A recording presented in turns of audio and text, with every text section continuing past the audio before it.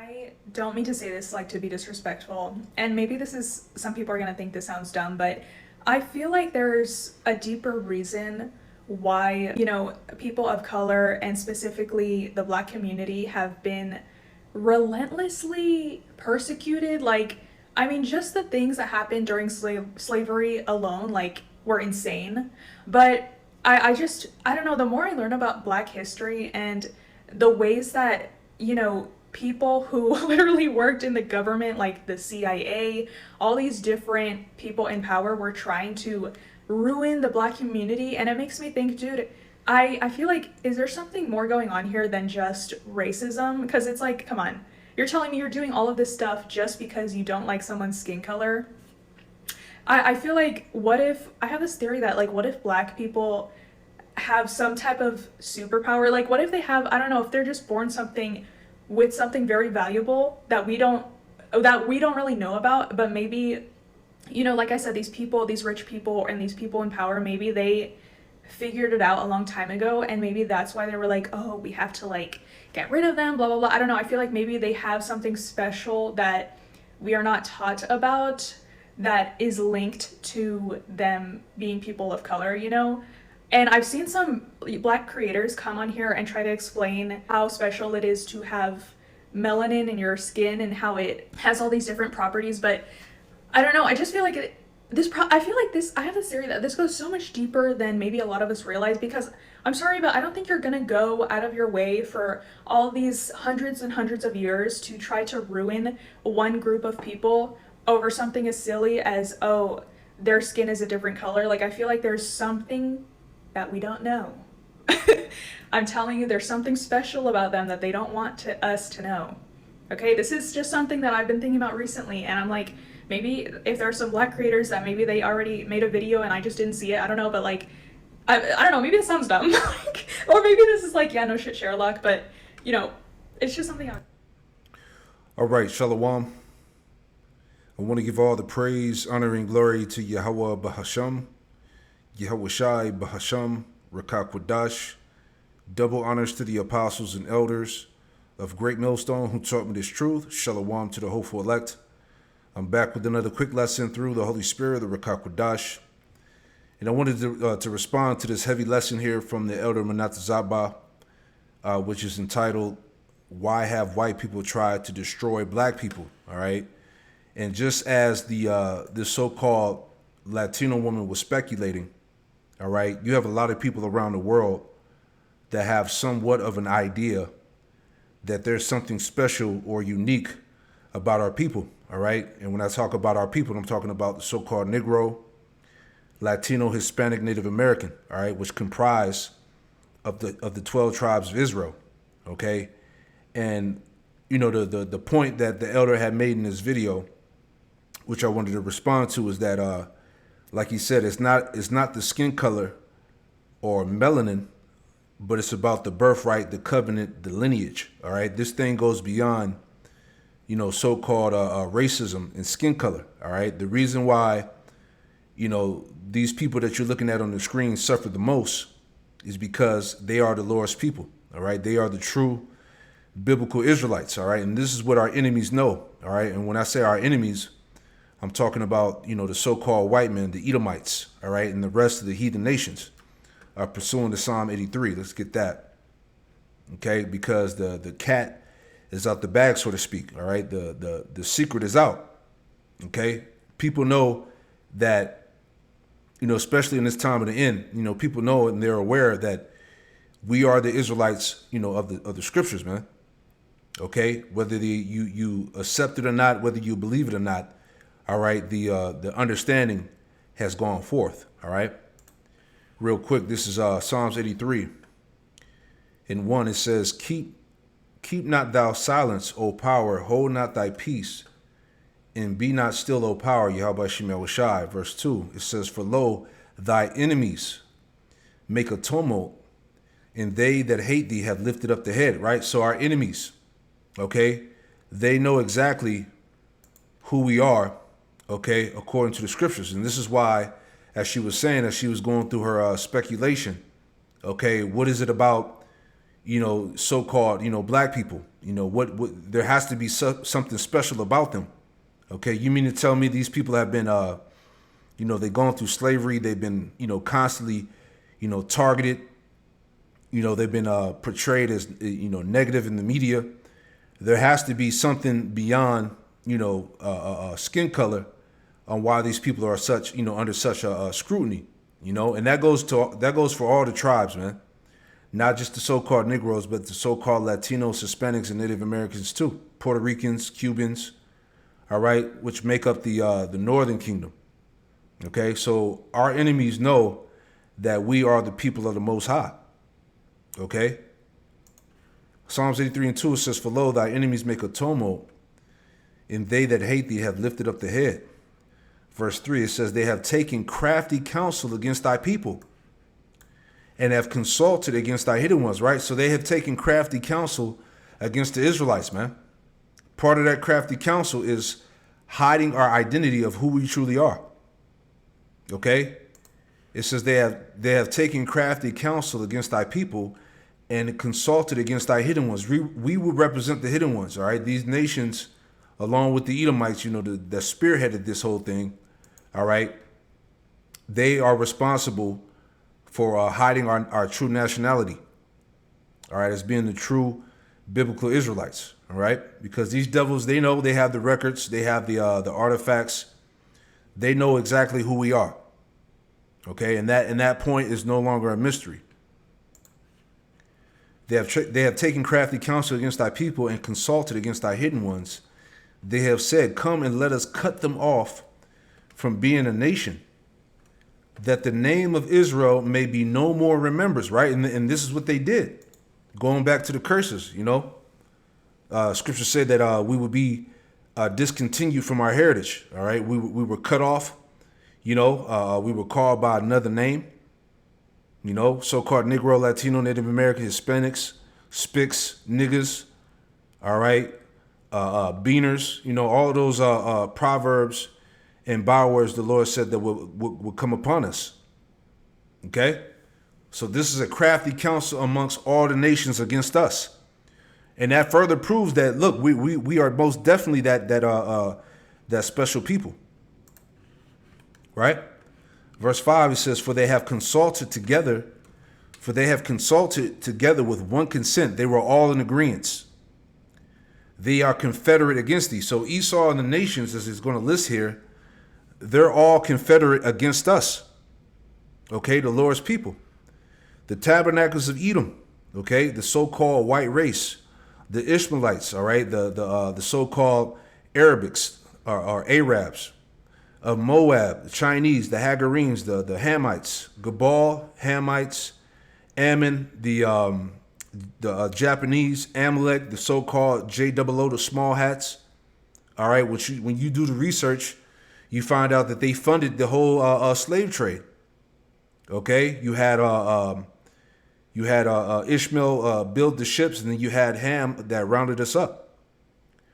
It says the Philistines with the inhabitants of Tyre, Ashur also is joined with them. They have hope in the children of Lot, Salah. So all these nations again were confederate against the Lord's people to cut us off from being a nation and to putting us into captivity. You see? Now, before I grab more scriptures, you know, as I saw this video, it reminded me of this video that I have posted on my animation page of, you know, people, you know, making similar points about us, you know, the Israelites being a chosen special people. And I just wanted to play that real quick just to add on to the spirit, you know, because like I said, you know, people around the world have an idea of, you know, about, you know, somewhat of an idea of, you know, the uniqueness, you know, of our people, right? So let's play that real quick and we'll grab more scriptures.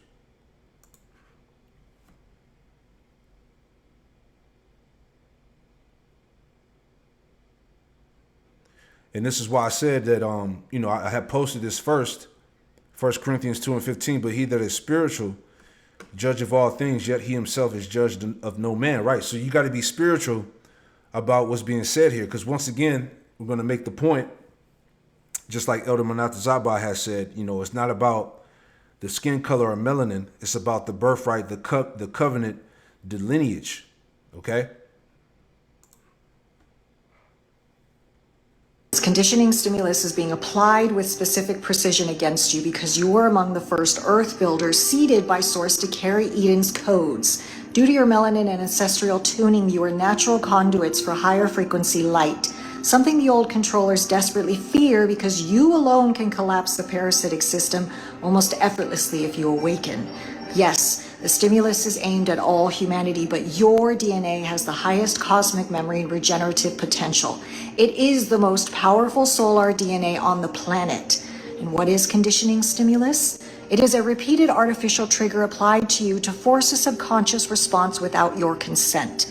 It is toxins in the food, the vaccines which target specific genetic markers attempting to weaken your original light-carrying blood.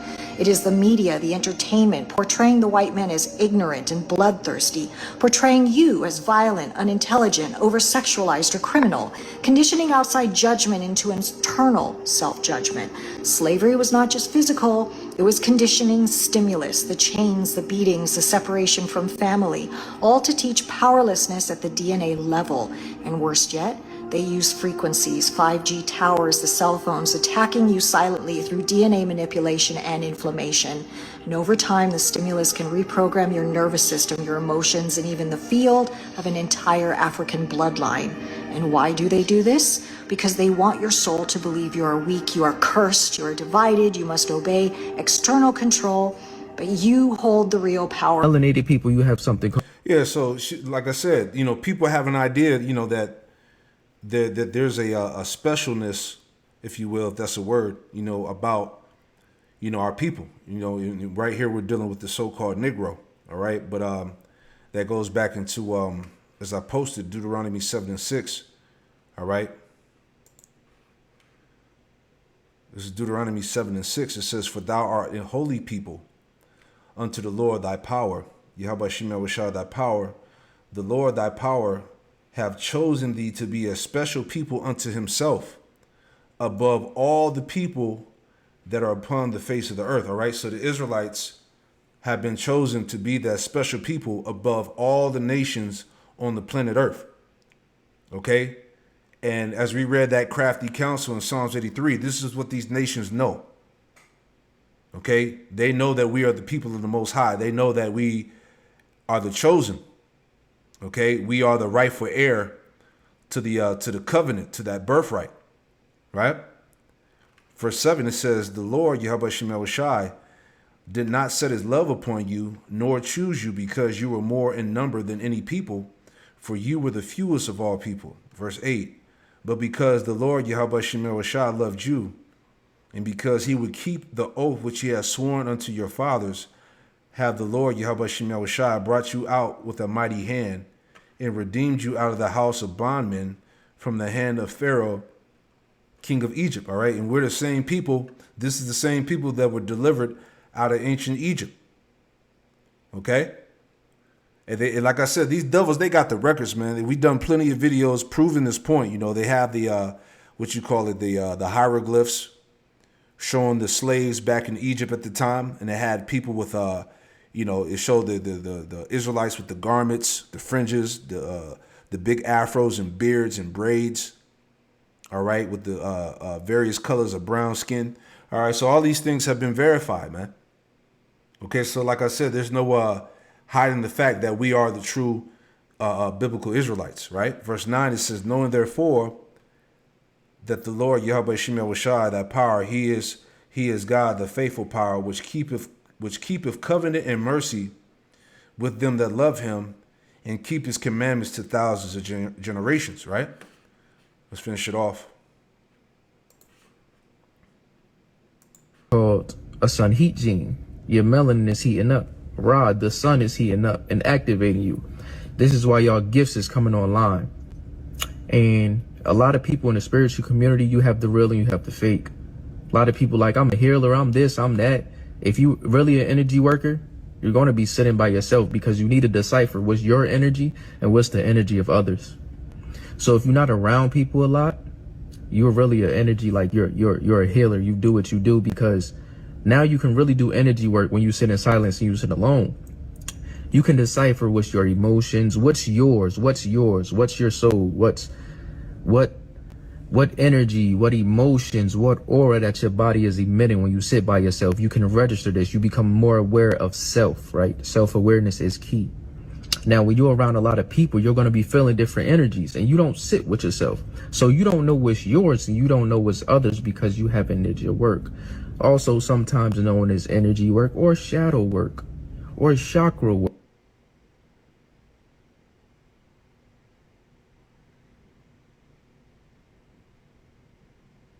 The new investigation, though, by our reporters has uncovered shocking, and we don't use that word lightly, legitimately shocking statements that Clark made in public while at Harvard. In 1994, Clark wrote a letter to the Harvard Crimson in her capacity as the president of the Black Studies Association. Clark wanted to explain her views on race science. Quote, "Please use the following theories and observations to assist you in your search for truth regarding the genetic differences between blacks and whites." End quotes. You know it's going to be interesting, and it was. Quote, 1. Dr. Richard King reveals that at the core of the human brain is the locus coeruleus, which is a structure that is black because it contains large amounts of neuromelanin, which is essential for its operation. 2. Black infants sit, crawl, and walk sooner than whites. 3. Carol Barnes notes that human mental processes are controlled by melanin, that same chemical which gives blacks their superior physical and mental abilities. 4. Some scientists have revealed that most whites are unable to produce melanin because their pineal glands are often calcified or non-functioning. Pineal calcification rates with Africans are 5 to 15%, Asians 15 to 25%, and Europeans 60 to 80%. This is the chemical basis for the cultural differences between blacks and whites. And 5. Melanin endows blacks with greater mental, physical, and spiritual abilities, something which cannot be measured based on Eurocentric standards. End quote. Let that sink in. Melanin endows black people with greater mental, physical, and spiritual abilities. Right. So, I just wanted to use this clip for a spiritual example. But again, the point, it's not about the skin color or melanin, all right? It's about the birthright, the covenant, the lineage, man, all right? But again, like I said, these people know that there's something special about our people, right? Psalms 135 verse 4 says, "The Lord, Yahweh Shemel Shai, have chosen Jacob unto himself and Israel for his peculiar treasure," right? That word for peculiar, right? In the Hebrew Sagalah, says possession, property, value, property, peculiar treasure. All right, so we're that peculiar treasure. We're that valued property unto the Most High, as we read in Deuteronomy 7:6. We're that special people above all nations on the earth. Okay, so this is all scripture. Okay, Deuteronomy 14:2. "For thou art an holy people unto the Lord thy power, and the Lord Yahweh Shemel Shai have chosen thee to be a peculiar people unto himself, above all the nations that are upon the earth." You see that? So this is what our enemies know. Like she was speculating. There has to be something about these people. It has to be beyond, the skin color. Why these people are constantly targeted and shamed and whatnot. So pretty much she was on to something in the spirit, just like these other videos. But it's not about the melanin. Okay, it's about the spirit, man. All right. Deuteronomy 32 in verse 8, it says, when the Most High divided to the nations their inheritance, when he separated the sons of Adam, he set the bounds of the people according to the number of the children of Israel. Verse 9, it says, For the Lord Yahweh Shemel Shai's portion is his people. Jacob is the lot of his inheritance. You see that? So all these tie into the fact that we are that chosen special people. Let me get one more. Joel 2:27. Right? Joel 2:27, it says, and you shall know that I am in the midst of Israel, and that I am the Lord, Yahweh Shemel Washai, your power, and none else. And my people shall never be ashamed. You see that? See, he's the God, he's the power of Abraham, Isaac, and Jacob, the Israelites, man. Okay? This is what Esau and these nations know. Okay? This is why we've been separated from the other nations, man. We are truly that special people. And this is why we go through the most. This is why the curses are upon us, man. This is why we suffer. All right? Because these nations know exactly who we are according to the scriptures, man. Right? And just making a point, all right, again, it's about the birthright. You know, when you go back to the blessing, all right, I'm going to read that. Okay? As you see here, it says Jacob's deception, right? But I want to make a point when we read on, right? So this is Genesis 27 and verse 1, and it reads, it says, and it came to pass that when Isaac was old and his eyes were dim, so that he could not see, he called Esau his eldest son, and said unto him, my son. And he said unto him, behold, here am I. And he said, behold, now I am old, I know not the day of my death. Now therefore take, I pray thee, thy weapons, thy quiver and thy bow, and go out to the field and take me some venison, and make me savory meat, such as I love, and bring it to me, that I may eat, that my soul may bless thee before I die. And Rebekah heard when Isaac spake to Esau his son, and Esau went to the field to hunt for venison and to bring it.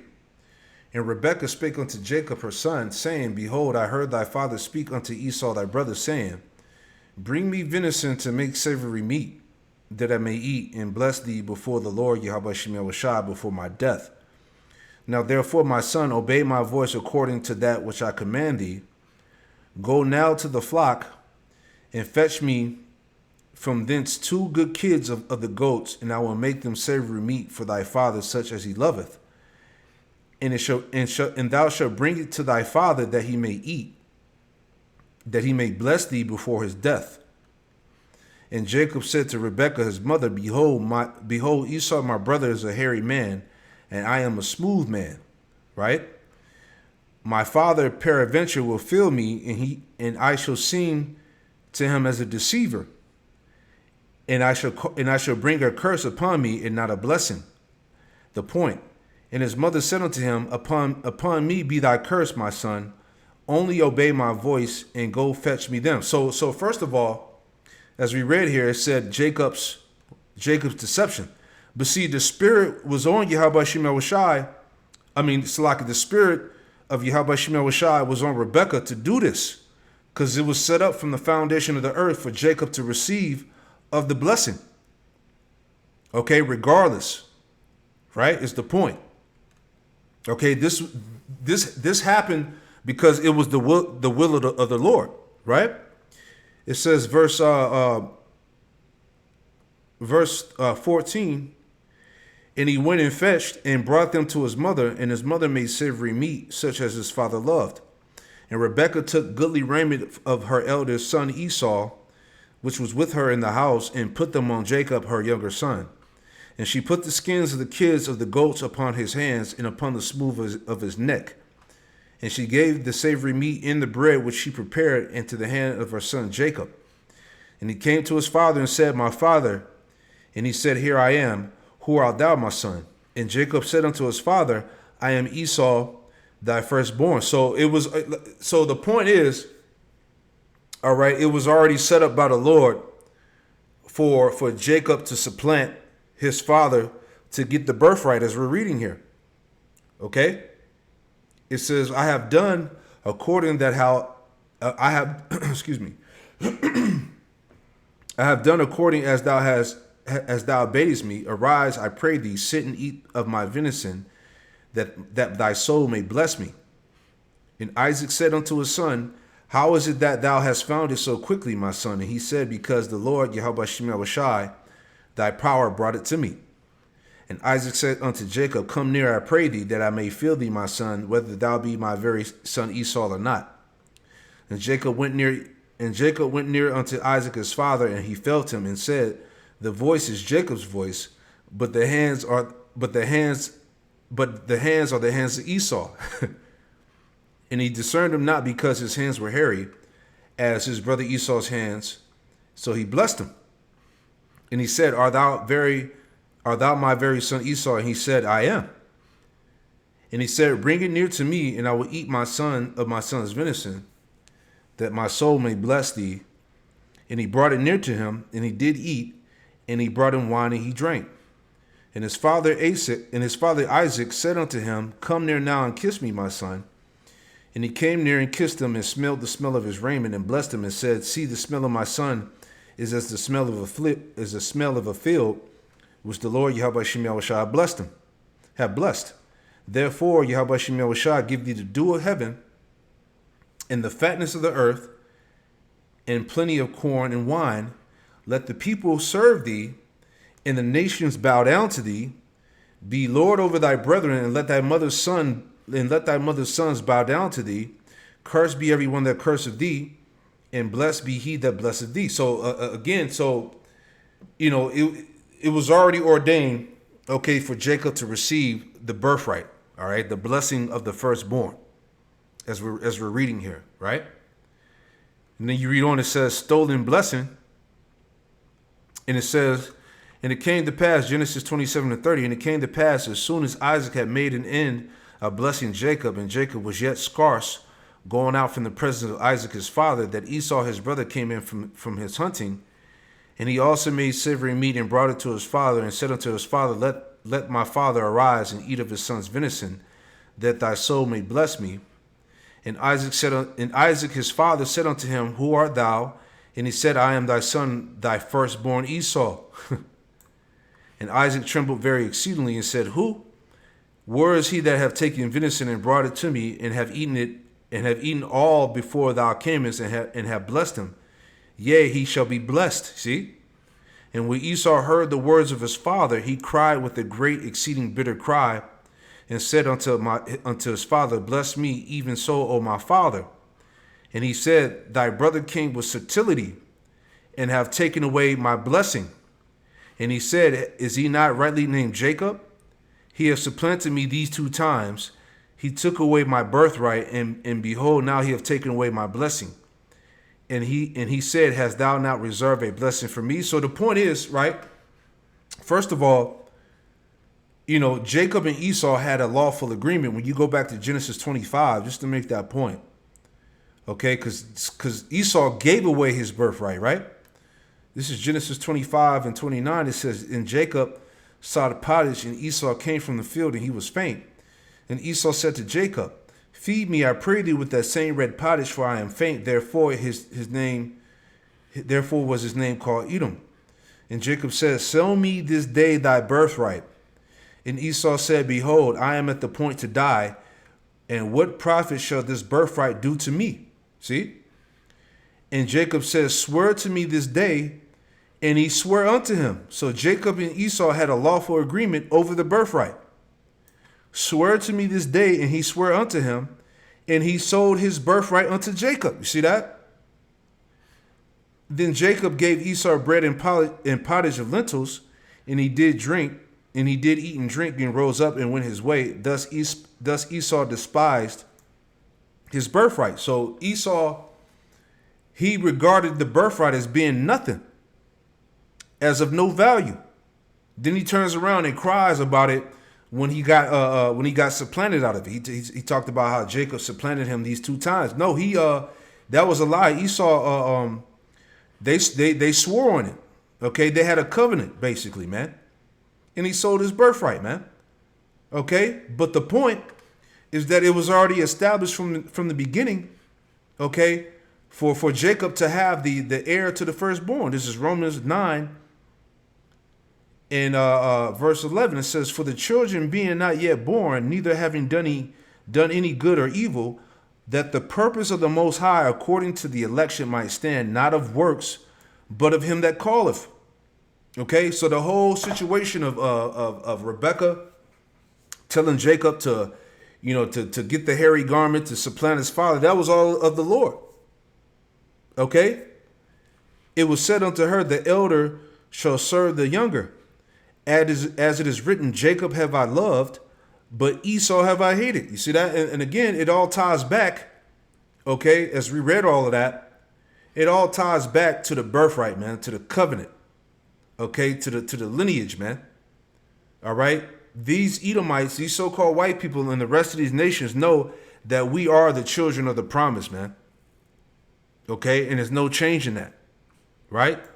Sirach, or Ecclesiastes chapter 36, in verse 11, it says, gather all the tribes of Jacob together and inherit thou them as from the beginning. See?